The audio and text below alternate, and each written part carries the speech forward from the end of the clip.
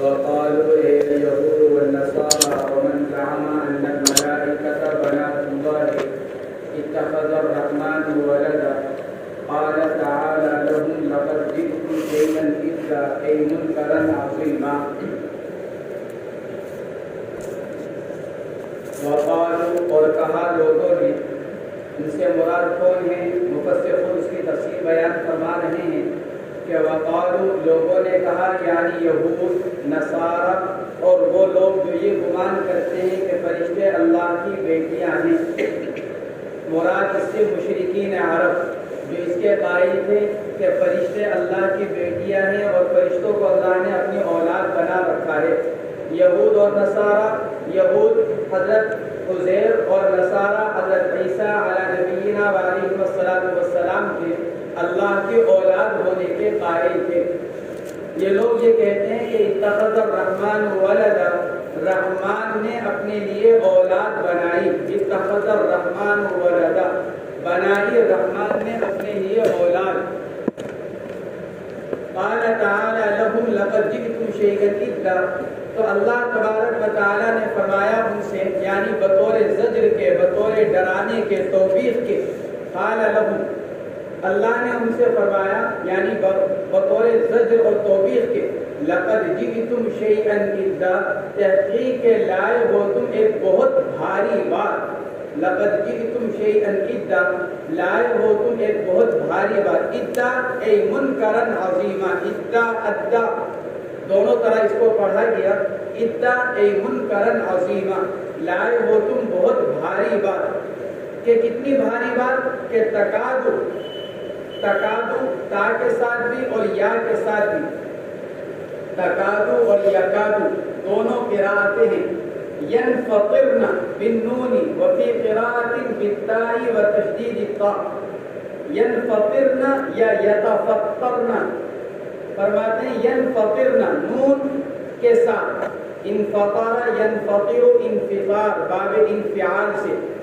اگر یہ تکادو تا کے ساتھ ہے تو ینفطرن اور یتفطرن دونوں قراءتیں پڑھی جا سکتی ہیں، اور اگر اس کو پڑھا جائے یکادو یا کے ساتھ تو پھر ینفطرن نہیں پڑھا جائے گا، بلکہ پھر ایک ہی قراءت یعنی یتفطرن۔ فرماتے ہیں ینفطرن تکادو السماوات یتفطرن یا ینفطرن بالنون وفی قراءت بالتاء وتشدید الطاء، یعنی تکادو کے اندر تو دونوں قراءتیں ہیں، تا اور یا دونوں کے ساتھ، لیکن ینفطرن یا یتفطرن فرماتے ہیں کہ اگر قراءت تکادو تا کے ساتھ ہے تو پھر دونوں قراءتیں ینفطرن میں چلیں گی، لیکن اگر یکادو کو یا کے ساتھ پڑھا جائے تو پھر یتفطرن ایک ہی قراءت پڑھی جائے گی۔ بالانشقاق منہم، فرماتے ہیں کہ قراءت کوئی سی ہو، ینفطرن ہو یا یتفطرن، دونوں کے معنی ہے پھٹ جانا۔ بالانشقاق منہ، بمعنی انشقاق، یعنی دونوں قراءتوں میں معنی پھٹنے کے ہیں کہ پھٹ جائے آسمان، کس وجہ سے؟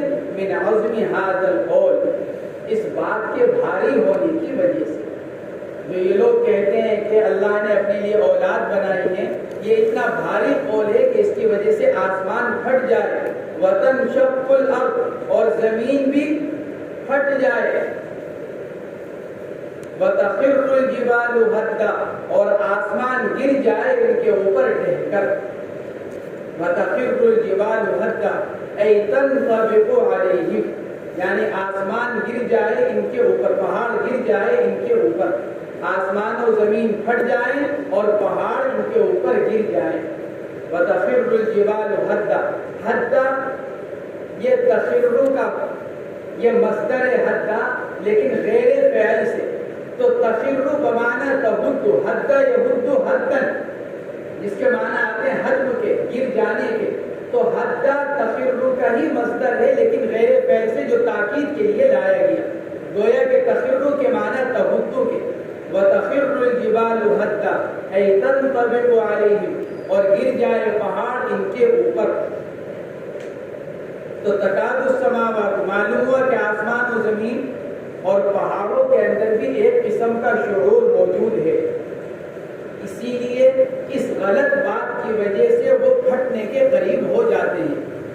کہ آسمان و زمین میں اور پہاڑ میں ایک قسم کا شعور ہے، اگرچہ وہ شعور اس قسم کا نہیں ہے کہ جس سے وہ احکام کے مکلف بن جائے، جیسے انسان اور جنات کے احکامات کے مکلف ہیں۔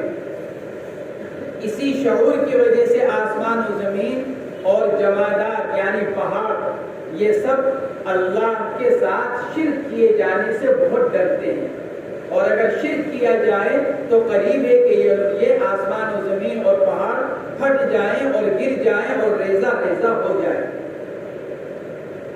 حضرت عبداللہ ابن عباس رضی اللہ تعالیٰ عنہما کی روایت میں فرماتے ہیں کہ جن و انس کے علاوہ تمام مخلوقات اللہ تعالیٰ کے ساتھ شرک کرنے سے بہت ڈرتی ہیں۔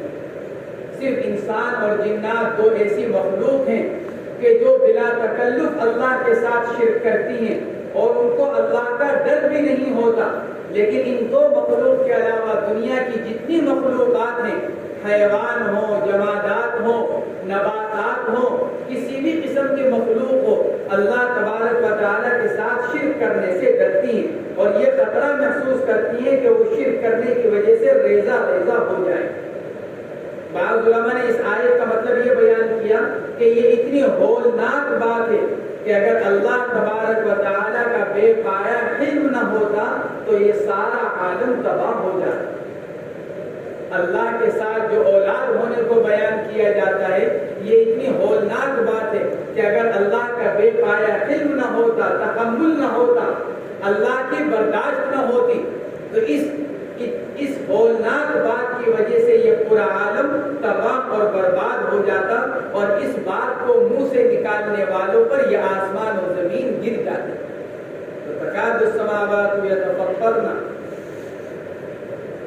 وتنشق الارض وتخر الجبال هدا، تو تکاد السماوات یتفطرن منه وتنشق الارض وتخر الجبال هدا، کیوں؟ من اجل ان دعوا للرحمن ولدا، کس وجہ سے؟ اس وجہ سے من اجل، یہ اشارہ من اجل ان دعوا للرحمن ولدا سے پہلے مصنف علیہ الرحمن نے من اجل لا کر یہ اشارہ کر دیا کہ ان دعوا سے پہلے لام تعلیلیہ محذوف ہے۔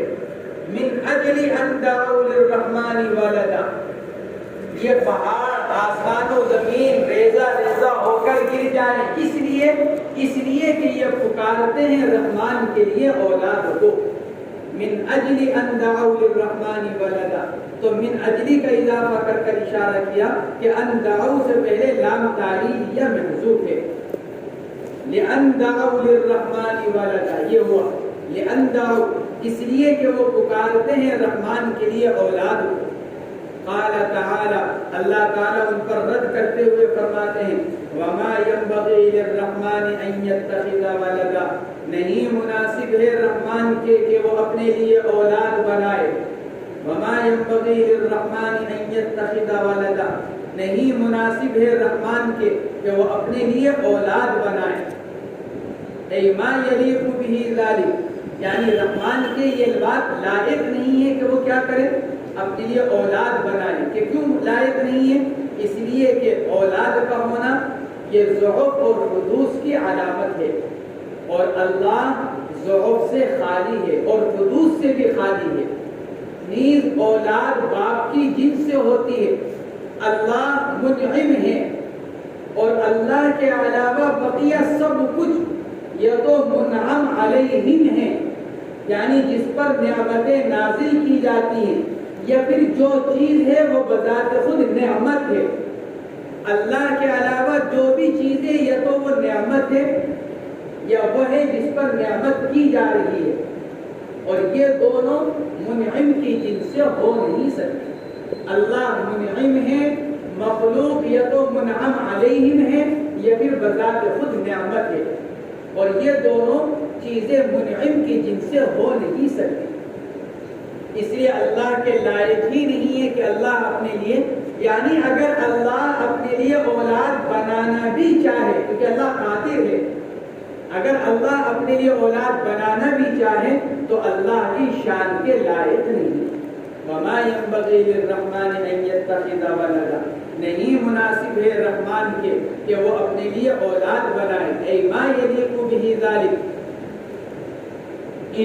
اے ما کل من فی السماوات والارض الا آتی الرحمن عبدا، ان اے ما نافیہ یا ہر وہ چیز عموم کے لیے، یا نہیں ہے کوئی چیز آسمان و زمین میں، ان کل من فی السماوات والارض، ان اے بمنزلہ تعلیل کے، ہر وہ چیز جو آسمان و زمین میں ہے، نہیں ہے کوئی چیز جو آسمانوں میں اور زمین میں ہے، الا آتی الرحمن عبدا، مگر آئے گی وہ رحمان کے پاس اس حال میں کہ وہ ذلیل ہوگی۔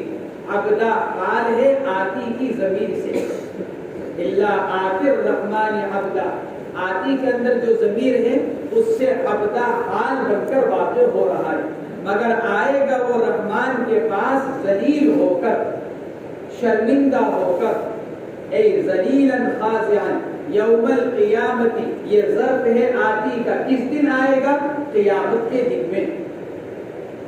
یوم القیامت کا اضافہ کیا کہیں کہ بتلانے کے لیے کہ یہ اتیان جو ہوگا، آنا جو ہوگا ہر ایک کا ذلیل ہو کر، شرمندہ ہو کر، یہ قیامت کے دن میں ہوگا۔ الا آتی الرحمن عبدا، مگر آئے گا رحمان کے پاس ذلیل ہو کر، اس حال میں کہ وہ ذلیل ہوگا یا رسوا ہوگا یا شرمندہ ہوگا۔ اور انہی سب میں سے کون ہوں گے؟ کل منہم، کل میں سے کون ہوں گے؟ عزیر اور عیسیٰ بھی ہوں گے، جو اللہ کے سامنے بندہ بن کر حاضر ہوں گے۔ یہ لوگ عزیر اور عیسیٰ کو معبود قرار دیتے ہیں، حالانکہ عزیر اور عیسیٰ کل قیامت کے دن اللہ کے سامنے بندے بن کر حاضر ہوں گے۔ منہم عزیر و عیسیٰ، فرماتے ہیں انہی کل میں سے عزیر اور عیسیٰ بھی، ان کل من فی السماوات والارض، فرماتے ہیں انہی کل میں سے عزیر اور عیسیٰ علیہ السلام بھی ہیں۔ ان کل من فی السماوات والارض، سماوات جمع ہے اور ارض مفرد ہے، یہاں پر عطف جو ہے وہ جنس کا جنس پر ہے، تاکہ یہ اعتراض پیدا نہ ہو کہ جمع کے مقابلے پر مفرد کیوں لایا گیا، جب سماوات جمع لایا گیا تو ارض کی جمع بھی لائی جاتی۔ مفسرین نے لکھا ہے کہ یہ بھی عجیب بات ہے کہ قرآن پاک میں ارض کی جمع استعمال نہیں ہوئی، ارضین، قرآن پاک کے اندر ارض کی جمع نہیں آئی، تو سماوات کی جگہ کے مقابلے پر جو ارض مفرد کا صیغہ لایا گیا وہ کس لیے؟ اس لیے کہ یہاں پر جنس کا عطف جنس پر ہے، جنس سے سما، جنس سے ارض، لہذا زمین کے کسی بھی حصے پر ہو، پہلی زمین پر، دوسری زمین پر، تیسری زمین پر، اور آسمان میں کسی بھی آسمان پر ہو، پہلے پر، دوسرے پر، تیسرے پر، یہاں تک کہ ساتوں آسمان ہو جائیں، کہ کسی بھی آسمان پر یا کسی بھی زمین پر جو بھی ہوگا رحمان کے سامنے بندہ بن کر حاضر ہوگا۔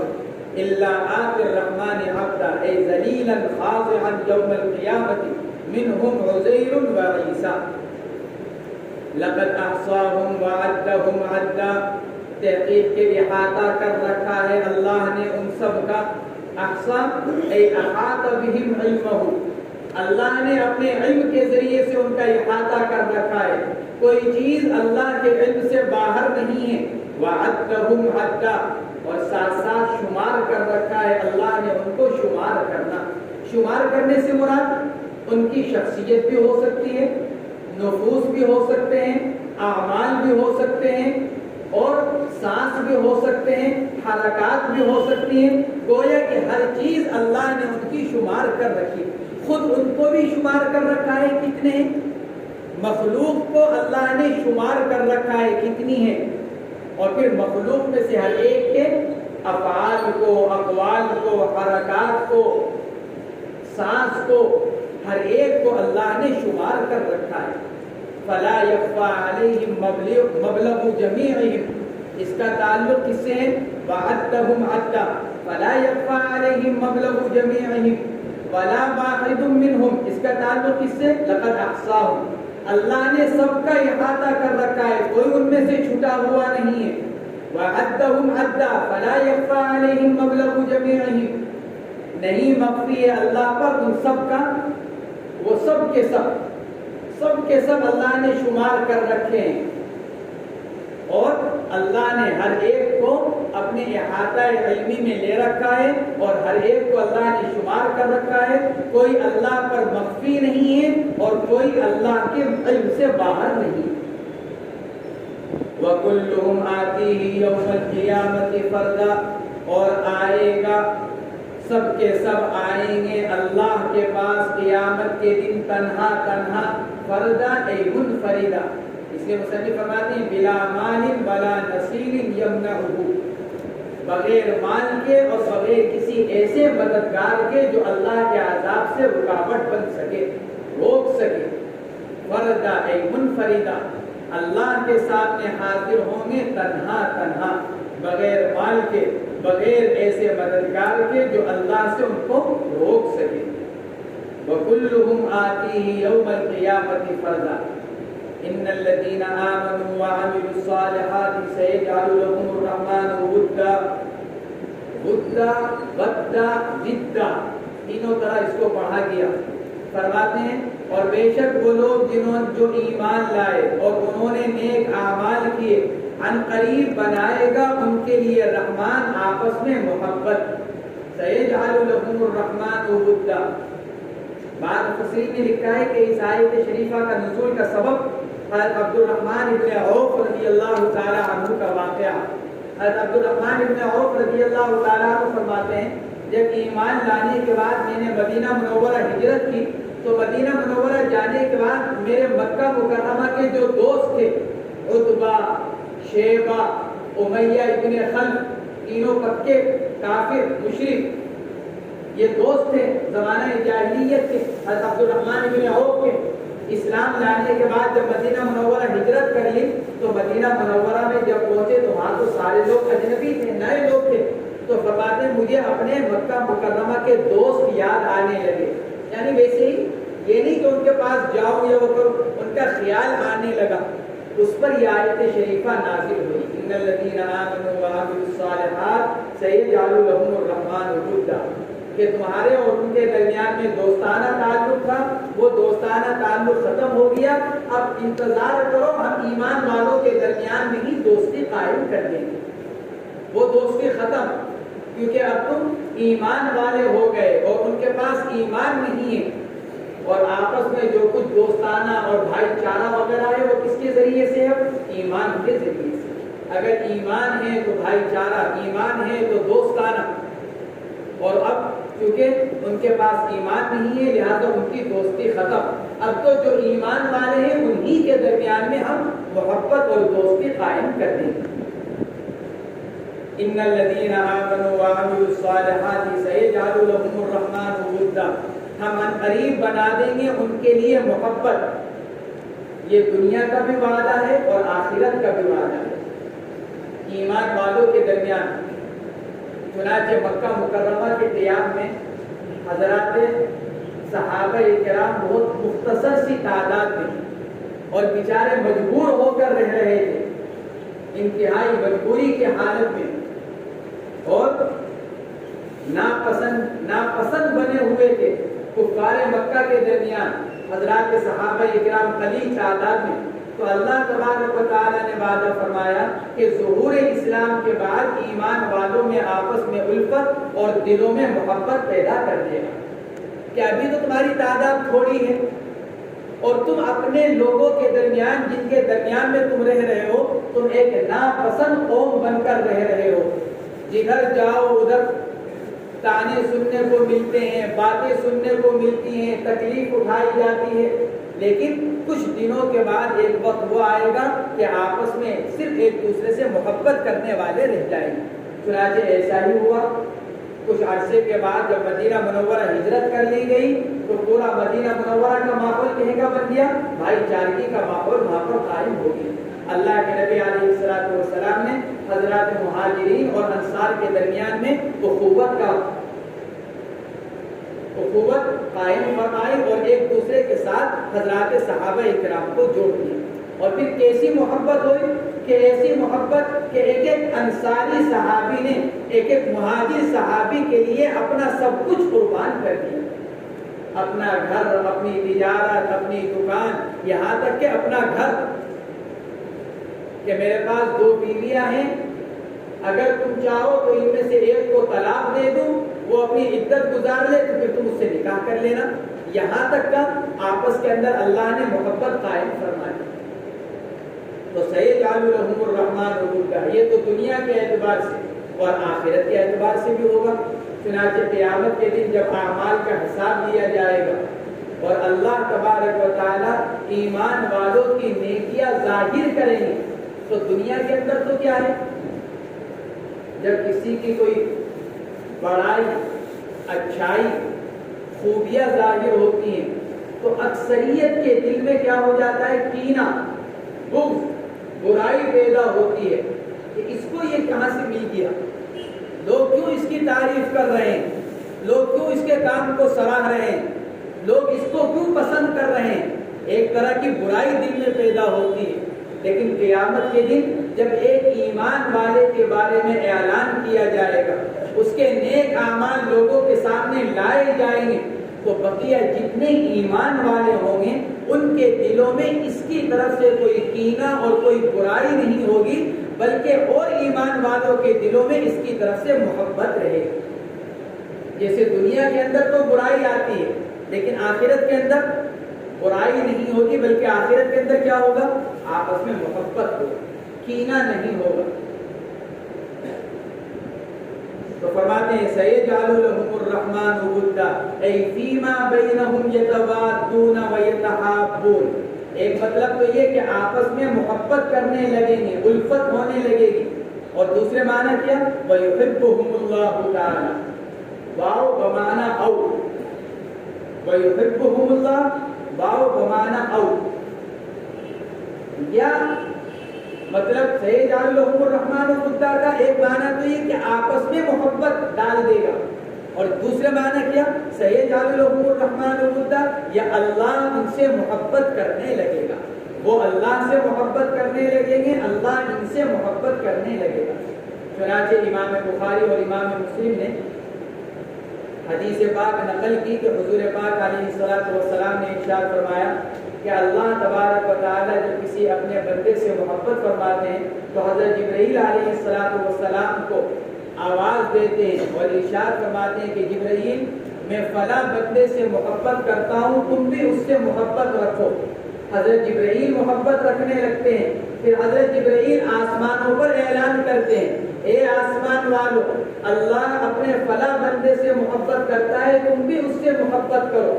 تو سارے آسمان والے اس سے محبت کرنے لگتے ہیں، پھر آسمان سے وہ محبوبیت زمین کی طرف اتاری جاتی ہے، اور اللہ کے جو نیک بندے ہوتے ہیں سب سے پہلے ان کے دلوں میں اس کی طرف سے محبوبیت ڈالی جاتی ہے۔ اور اللہ کے مقرب ہونے کی علامت کسی بندے کے اللہ کے یہاں مقرب ہونے کی علامت یہ ہے کہ دنیا میں اس کی محبوبیت اور مقبولیت دیندار طبقے کے دل میں پہلے ہوگی، عوام کے دلوں میں بعد میں جائے گی۔ اگر کسی آدمی کی مقبولیت عوام میں ہے، علماء میں نہیں ہے، بزرگان دین میں نہیں ہے، اہل اللہ اور مشائخ میں نہیں ہے، تو پھر ایسے آدمی کی محبوبیت یا مقبولیت عند العوام یہ اللہ کے نزدیک مقبول ہونے کی علامت نہیں ہے، یہ محض شہرت ہے، مقبولیت نہیں، اللہ کے نزدیک محبوبیت نہیں۔ اگر صرف عوام کے درمیان ہے، خواص کے درمیان نہیں، خواص سے مراد کون، علماء، مشائخ، بزرگان دین، یہ خواص، اگر کسی آدمی کی محبوبیت خواص کے دلوں میں ہے پھر عوام کے دلوں میں، تو یہ آدمی اللہ کا مقرب ہے۔ اور اگر کسی آدمی کی شہرت صرف عوام میں ہے، خواص میں نہیں، خواص تو ناپسند کر رہے ہیں، ان کے بارے میں اچھی رائے نہیں رکھ رہے ہیں، تو کتنا ہی عوام پیچھے ہو، کتنے ہی لوگ سر آنکھوں پر بٹھا رہے ہوں، پھر یہ اللہ کے نزدیک مقبول اور محبوب ہونے کی علامت نہیں، کیونکہ آسمان سے جو محبوبیت اور مقبولیت اترتی ہے وہ سب سے پہلے زمین کے خواص کے دلوں میں ڈالی جاتی ہے، اہل اللہ کے دلوں میں، اللہ کے مقرب لوگوں کے، مقرب بندوں کے دلوں میں۔ تو وَيُحِبُّهُمُ اللَّهُ، ایک معنی کیا؟ یا اللہ ان سے محبت کرنے لگے گا، واو بمعنی او، فإنما یسرناہ اے القرآن۔ حریب ابن حیان رحمۃ اللہ علیہ فرماتے ہیں کہ جو آدمی اپنے پورے دل سے اللہ تبارک و تعالیٰ کی طرف متوجہ ہو جاتا ہے، حریب ابن حیان رحمۃ اللہ علیہ فرماتے ہیں جو آدمی اپنے پورے دل سے اللہ کی طرف متوجہ ہو جاتا ہے، اللہ تبارک و تعالیٰ تمام اہل ایمان کے دل کو اس کی طرف متوجہ کر دیتے ہیں۔ آج لوگ یہ چاہتے ہیں کہ میں لوگوں کے نزدیک مقرب بن جاؤں، تو اس کے لیے سب کچھ کرتا ہے۔ ایک آسان سا طریقہ کیا ہے کہ آدمی اللہ سے اپنا تعلق قائم کرے۔ جو آدمی جتنا اللہ سے اپنا تعلق قائم کرتا چلا جائے گا، لوگ خود بخود اس کی طرف متوجہ ہوتے چلے جائیں گے۔ فرماتے ہیں حریب ابن حیان کہ جو آدمی پورے دل کے ساتھ جتنا اللہ کی طرف متوجہ ہوتا چلا جائے گا، اللہ اہل ایمان کے دل کو اس کی طرف متوجہ کرتے چلے جائیں گے۔ چنانچہ یہی وجہ ہے جتنے اہل اللہ ہیں، حالانکہ ظاہر کے اعتبار سے وہ لوگوں سے دور رہنے والے، لوگوں سے اعراض کرنے والے، لوگوں سے بچنے والے، لیکن لوگ ان کے پیچھے پیچھے پیچھے پیچھے، جہاں پتہ چل جائے فلاں آئے ہیں تو لوگ دوڑیں۔ کس وجہ سے؟ کیونکہ اللہ نے اہل ایمان کے دل کو متوجہ کیا۔ تو سیجعل لهم الرحمن ودا فإنما يسرناه أي القرآن بلسانك العربي، تحقیق کہ ہم نے آسان کر دیا قرآن کو آپ کی زبان میں، لسان زبان، العربی مصنف نے لسان کا ترجمہ عربی کر کر یہ اشارہ کر دیا کہ لسان سے مراد یہ لسان نہیں، لسان سے مراد لغت، لغت عربی، بلسانی کا العربی۔ تو لفظ عربی لا کر یہ بتلا دیا کہ لسان بمانا یہ ٹکڑا نہیں، بلکہ لسان بمانا لغت۔ ہم نے قرآن پاک کو نازل کیا ہے، آسان کیا ہے اس کو آپ کی لغت میں اتار کر، آپ کی زبان میں اتار کر۔ تو گویا کہ با بمانا فی، ہم نے قرآن پاک کو آسان کیا آپ کی لغت میں اتار کر، بلسانک ای فی لسانک، فإنما یسرناہ بلسانک، ہم نے آسان کیا قرآن کو، یعنی اتارا ہم نے اس کو آسان کر کر، فإنما یسرناہ، ہم نے اس کو آسان بنایا۔ آسان بنانے سے مراد کیا؟ یعنی ہم نے اس کو آسان بنا کر اتارا، اور آسان کس طرح بنایا؟ آپ کی زبان میں اتارا، بلسانی، آپ کی زبان میں اتارا۔ ہم اگر کسی اور زبان میں اتار دیتے آپ کے لیے بھی سمجھنا مشکل ہوتا، جن کے سامنے آپ اس کو پڑھ رہے ہیں یعنی عرب، ان کا سمجھنا بھی مشکل ہوتا۔ تو ہم نے اس کو آپ کی لغت میں اتار کر ہم نے اس کے پڑھنے کو، سننے کو، سمجھنے کو آسان بنا دیا۔ فإنما یسرناہ أي القرآن بلسانک، یا تو ایک ترجمہ اس کا یہ، اور یہاں لسان سے مراد کیا؟ لغت، جیسا کہ مصنف نے تشریح کی، بلسانک العربی، یا پھر با بمعنی علی، ہم نے آسان کر دیا قرآن کو آپ کی زبان پر۔ اور یہ کب کہا جاتا ہے؟ اجی اس کا تو وہ تو میری زبان پر بہت آسان ہے، کیا مطلب؟ یعنی میں بلا تکلف اس کو پڑھ لیتا ہوں۔ تو با بمعنی علی بھی ہو سکتا ہے، ہم نے آسان کر دیا قرآن کو آپ کی زبان پر، یعنی آپ بلا تکلف پڑھتے ہیں، حالانکہ آپ کیا ہیں؟ امی۔ امی کسے کہا جاتا ہے؟ جس نے معروف طریقے پر، عادت کے مطابق، جیسا کہ دنیا کا معمول ہے، علم حاصل کرنے کا ایک معروف طریقہ ہے، اساتذہ سے پڑھ کر۔ حضور پاک علیہ السلام نے اس طرح سے علم حاصل نہیں کیا۔ امی کا ترجمہ یہ، امی کا ترجمہ نعوذ باللہ جاہل یا ان پڑھ نہیں، بعض لوگ امی کا ترجمہ کر دیتے ہیں جاہل۔ اللہ کے نبی علیہ السلام تو اللہ تبارک و تعالیٰ کے بعد مخلوق میں سب سے بڑے عالم، مخلوق کے سب سے بڑے عالم کون؟ اللہ کے نبی علیہ السلام۔ خالق تو خالق ہے، خالق کے بعد حضور پاک علیہ السلام کا درجہ۔ تو امی کا ترجمہ نعوذ باللہ ان پڑھ یا جاہل نہیں، امی کا ترجمہ جس نے دنیا کے عرف اور معمول کے اعتبار سے تعلیم حاصل نہ کی، کیونکہ اللہ نے اپنے نبی علیہ السلام کو براہ راست علم مرحمت فرمایا اور تعلیم دی. تو فإنما يسرناه أي القرآن بلسانك العربي لتبشر به المتقين. کیوں؟ تاکہ بشارت دے آپ اس قرآن کے ذریعے سے المتقین ڈرنے والوں کو. المتقین وہ لوگ جو اللہ کا ڈر رکھتے ہیں. کہیں سے؟ النار بالایمان، تاکہ آپ ان کو بشارت دیں بچنے کی. کس سے بچنے کی؟ النار، کہ وہ کس سے بچیں گے؟ جہنم سے بچیں گے، آگ سے بچیں گے. کس وجہ سے بچیں گے؟ بالایمان، باسببیہ، اپنے ایمان کی وجہ سے. لتبشر به المتقین، تاکہ بشارت دیں آپ ان آیات قرآنیہ کے ذریعے سے ایمان والوں کو ان کے ایمان کی وجہ سے جہنم سے بچنے کی. یہ مطلب ہوا لتبشر به المتقین ای النار بالایمان وتنذر تخوف به قوما لدا، اور ڈرائیں آپ ان آیات کے ذریعے سے ایسی قوم کو جو انتہائی جھگڑالو ہے. قوم لدا جمع الد، لدا جمع ہے الد کی. ای ذو جدل بالباطل، وہ آدمی جو باطل کے ساتھ بہت جھگڑا کرنے والا ہو، یعنی انتہائی جھگڑالو. وہم کفار مکہ، اور یہ لوگ کون ہیں؟ قوم لد. قوم الگ سے مراد کون سی قوم؟ فرماتے ہیں کفار مکہ، جو ایک ایک بات پر، ایک ایک آیت پر جھگڑا کرنے والے، اعتراض کرنے والے، اشکال کرنے والے، نہ ماننے والے، ہر بات پر اسلام کی اور دین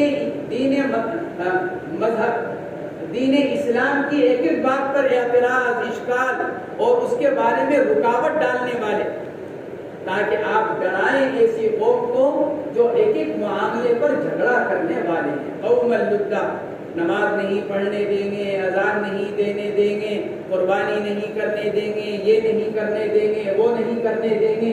یہ قوم لدا جمع الد، جھگڑالو قوم، انتہائی جھگڑالو قوم. ای ذو جدل بالباطل وہم کفار مکہ. آج کے جو ہیں وہ بھی انہی کے ماننے والے. اللہ فرماتا ہے اس قرآن پاک کے ذریعے سے ان کو ڈرائیے کہ دیکھو اپنا انجام سوچ لو کہ تمہارا انجام کیا ہوگا. یہ لوگ، ان کو بشارت دی جا رہی ہے کہیں کی جہنم سے بچنے کی. تو ڈرانا کس سے کیا جائے گا؟ جہنم سے. جب بشارت دی جا رہی ہے جہنم سے بچنے کی، تو جن کو ڈرایا جائے گا ان کو کیسے ڈرایا جائے گا؟ جہنم سے، کہ دیکھو یہ تو بچ جائیں گے جہنم سے، تمہیں جہنم میں جانا پڑے. وَتُنذِرَ بِهِ قَوْمًا لُدًّا، اور ڈرائیں آپ اس کے ذریعے سے ایسی قوم کو جو جھگڑالو ہے.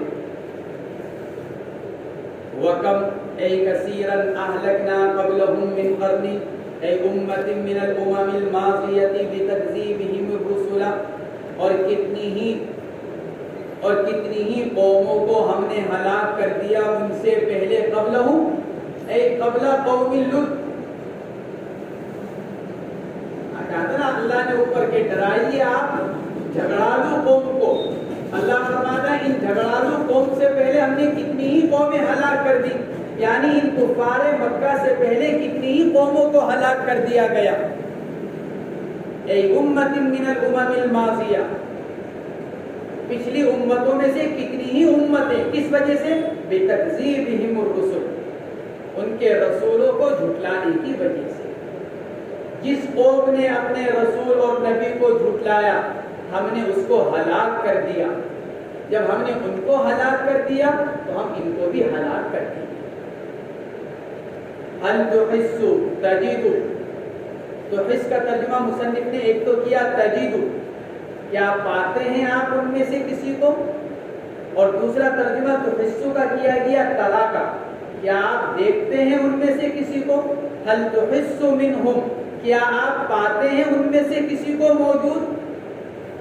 پچھلی قومیں جو اتنی مضبوط، اتنی قوت، طاقت، شان و شوکت، فوج والی، ہم نے ان کو ہلاک کیا، کیا ان میں سے کوئی موجود ہے؟ او تسمع لهم رکزا، یا ان کی کوئی آواز سنائی دیتی ہے؟ رکز کہتے ہیں انتہائی خفیہ بات کو، آواز کو، بلکہ رکز کہا جاتا ہے اصل میں اس آواز کو جو بالکل مرتے وقت انسان، رکز کہا جاتا ہے اس ہلکی آواز کو جس سے بات سمجھ میں نہ آ سکے۔ رکز ایسی ہلکی آواز میں کوئی بات کہنا جو سامنے والے کی سمجھ میں نہ آئے۔ اسی لیے مرنے والے کی زبان سے جو الفاظ نکلتے ہیں اس کو رکز کہا جاتا ہے، کیونکہ مرنے والا جو الفاظ بولتا ہے وہ کسی کی سمجھ میں نہیں آتا۔ بعض اوقات عذاب کو دیکھ کر، بعض اوقات جنت کی نعمتوں کو دیکھ کر۔ لکھا ہے کتابوں کے اندر ہمارے اکابر، ہمارے بزرگوں نے، کہ ایک گاؤں کی دیہات کی رہنے والی بالکل سیدھی سادھی ایک بوڑھی عورت مرتے وقت عربی بولنے لگی۔ دیہات کی رہنے والی ایک دیہاتن جو اردو بھی نہ بول سکے، مرتے وقت عربی بولنے لگی۔ گھر والوں کو بڑا تعجب کہ یہ عربی بول رہی ہے، تو جو بزرگ تھے وہاں پر انہوں نے کہا کہ ہاں یہ عربی کس لیے بول رہی ہوگی؟ فرشتوں کی مزاولت کی وجہ سے۔ فرشتے چونکہ اس کے ساتھ لگ گئے ہیں، اور فرشتوں کی زبان کون سی؟ عربی۔ لہٰذا ان فرشتوں کی مناسبت سے اور ان سے مل جانے کی وجہ سے، جنت کو سامنے دیکھنے کی وجہ سے، کیونکہ جنت کی زبان بھی عربی، فرشتوں کی زبان بھی عربی، اس لیے اللہ نے اس کی زبان پر دنیا ہی سے عربی کو جاری کر دیا۔ او تسمع لهم رکزا، کیا سنائی دیتی ہے آپ کو ان کی کوئی ہلکی سی بھی آواز؟ رکزا ای صوتا خفیا، بہت ہلکی آواز۔ حل استفہام انکاری ہے، اس لیے مصنف فرماتے ہیں لا، یعنی کچھ نہیں سنائی دے گا، نہ کوئی دکھائی دے گا، نہ کسی کی آواز سنائی دے گی، کیونکہ سب مر کر جا چکے ہیں، اور نہ کوئی موجود ہے، اس لیے کہ دنیا سے سب کا وجود ختم ہو چکا ہے۔ تو حل تحس میں حل استفہام انکاری، اس لیے مصنف فرماتے ہیں لا، یعنی کوئی نظر نہیں آئے گا، کسی کی آواز سنائی نہیں دے گی۔ فَكَمَا أَهْلَكْنَا أُولَٰئِكَ نُهْلِكُ هَٰؤُلَاءِ، تو جیسا ہم نے ان کو ہلاک کر دیا، ہم ان کفار مکہ کو بھی ان کی تکذیب کی وجہ سے ہلاک کر دیں گے۔ سورۃ طٰہٰ مکیہ 135 آیۃ او 40 سورہ طٰہٰ مکی ہے۔ ایک قول تو یہ ہے کہ یہ پوری سورت مکی ہے، اور دوسرا قول اس کے بارے میں یہ کہ ایک آیت کو چھوڑ کر بقیہ سورت مکی ہے، اور ایک آیت مدنی ہے۔ وہ مدنی آیت کون سی ہے؟ بالکل آخری جو آیت قرآن پاک میں اس سورت کے آخر میں اللہ نے نازل فرمائی کہ وہ کیا ہے؟ فاصبر علی ما یقولون وسبح بحمد ربک قبل طلوع الشمس وقبل غروبها۔ یہ جو آخر میں جا کر ایک آیت ہے فاصبر علی ما یقولون، اس آیت کے بارے میں بعض مفسرین فرماتے ہیں کہ وہ آیت شریفہ مدنی ہے۔ دوسرا قول یہ ہے، پہلا قول تو ہے جس کو مصنف نے اختیار کیا کہ پوری سورت مکی ہے بلا کسی استثناء کے، اور دوسرا قول یہ کہ نہیں، ایک آیت اس کے اندر مدنی ہے، اور وہ آیت کون سی؟ فاصبر علی ما یقولون۔ مصنف فرماتے ہیں کہ اس سورت کے اندر یا تو 135 آیتیں ہیں، 135 یا تو 135 آیتیں ہیں، یا او 40 وسنتان، یا پھر 140 آیتیں ہیں، یا پھر 142 آیتیں ہیں، او 40 یا او 42 یا تو 125 135 یا 140 یا 142، یعنی اختلاف کس میں ہے؟ 5 یا 7 آیتوں کے اندر۔ یہ 3 قول ہوئے۔ بعض علماء نے اس کا ترجمہ کیا کہ نہیں، 2 قول ہیں، یا تو 135 آیتیں ہیں یا 142 آیتیں ہیں۔ دونوں طرح اس کا ترجمہ کیا گیا کہ یا تو 135 آیت یا 140 آیت یا 142 آیت۔ بعض علماء نے لکھا کہ نہیں، یا تو 135 آیت یا 142 آیت۔ بہرحال دونوں تینوں قول ہیں اس کے اندر۔ سورہ طٰہٰ انتہائی مبارک سورت ہے۔ اس سورت کا دوسرا نام سورہ کلیم ہے کہ کیوں؟ کیونکہ اس کے اندر اللہ تبارک و تعالیٰ نے حضرت موسیٰ علیہ السلام کی گفتگو کا واقعہ نقل فرمایا جو ان کی اللہ تبارک و تعالیٰ سے کوہ طور پر ہوئی تھی، اس لیے اس سورت کا دوسرا نام سورہ کلیم۔ حضرت ابو ہریرہ رضی اللہ تعالیٰ عنہ کی روایت ہے، حضور پاک علیہ السلام نے ارشاد فرمایا اللہ تبارک و تعالیٰ نے دنیا کے بنانے سے 2000 سال پہلے سورہ طٰہٰ اور سورہ یاسین فرشتوں کے سامنے پڑھی۔ دنیا کے بنانے سے 2000 سال پہلے اللہ نے سورہ طٰہٰ اور سورہ یاسین فرشتوں کے سامنے پڑھی تو فرشتوں نے عرض کیا اے اللہ کتنی مبارک امت ہوگی جس پر یہ 2 سورتیں نازل کی جائیں گی، اور کتنے برکت والے ہوں گے وہ سینے جو ان کو محفوظ کریں گے، اور کتنی مبارک ہوں گی وہ زبانیں جو ان دونوں سورتوں کو پڑھیں گی، سورہ طٰہٰ اور سورہ یاسین۔ حضرت عمر فاروق رضی اللہ تعالیٰ عنہ کے ایمان لانے کا ذریعہ بھی یہی سورت بنی ہے۔ واقعہ مشہور ہے حضرت عمر فاروق رضی اللہ تعالیٰ عنہ کے ایمان لانے کا۔ ایک مرتبہ انتہائی غصے میں اور ناراضگی میں جا رہے تھے حضور پاک علیہ السلام کی طرف تلوار ہاتھ میں لے کر کہ آج تو اس میں قصہ ختم کر رہوں گا، روز روز کا جھگڑا۔ تو راستے میں نعیم بن عبداللہ رضی اللہ تعالیٰ عنہ ملے، سمجھ گئے کہ عمر کسی غلط ارادے سے نکلے ہوئے۔ کہا کیا ارادہ ہے؟ کہ جا رہا ہوں اس آدمی کے پاس جس نے یہ فتنہ فساد پھیلا رکھا ہے۔ حضرت نعیم بن عبداللہ نے کہا کہ اگر تم ان کو مار بھی دو گے تو پھر ان کے قبیلے سے کس طرح بچو گے؟ اس سے بہتر تو یہ کہ پہلے اپنے گھر کی فکر کرو، اپنی بہن کو جا کر دیکھو، وہ بھی ایمان قبول کر چکی ہیں، پہلے اپنے گھر کا تو خیال کرو، اس کی طرف توجہ کرو۔ تو وہیں سے پلٹ گئے اپنی بہن حضرت فاطمہ کی طرف، اور جا کر دیکھا دروازہ بند تھا۔ حضرت فاطمہ اور ان کے شوہر کو حضرت خباب رضی اللہ تعالیٰ عنہ تعلیم دے رہے تھے، پڑھا رہے تھے۔ حضرت عمر نے دروازے پہ کھٹکھٹاہٹ کی، سمجھ گئے اندر کہ عمر فاروق رضی اللہ تعالیٰ عنہ دروازے پر ہے، تو حضرت خباب تو چھپ گئے، اور بہن نے وہ کاغذ جس پر یہ آیات شریفہ لکھی ہوئی تھی ان کو چھپا دیا، اور پھر دروازہ کھولا، پوچھا کیا پڑھ رہے تھے؟ کہ کچھ بھی نہیں۔ کہ نہیں آواز آ رہی تھی باہر، کچھ تو پڑھ رہے تھے۔ اور نے کہا کہ نہیں کچھ نہیں۔